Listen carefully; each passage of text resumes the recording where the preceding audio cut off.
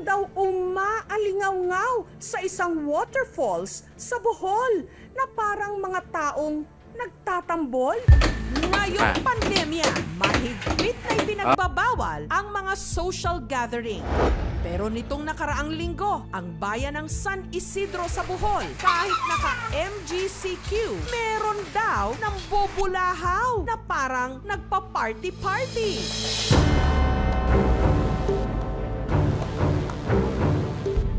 Pero ang di umano, nagpapatugtog, hindi raw mga tao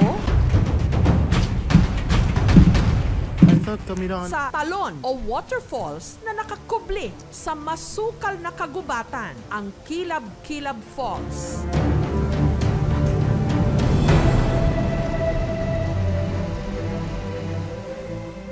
Ang talon naging laman kamakailan ng mga kwento-kwento.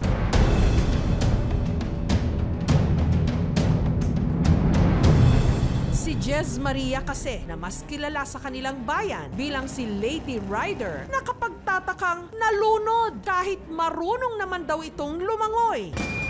August 5, nung nagkayayaan daw maligo sa Kilab-Kilab Falls ang mag-anak ni Jez. At meron daw nakapag-record ng misteryosong tunog sa kanilang lugar. Si Sheng, pakinggang maigi ang kanyang nai-record.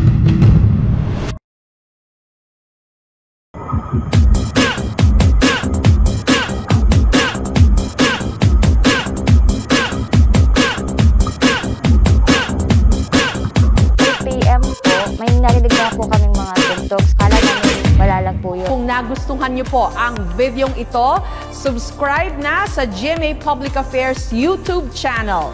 Don't forget to hit the bell button for our latest updates.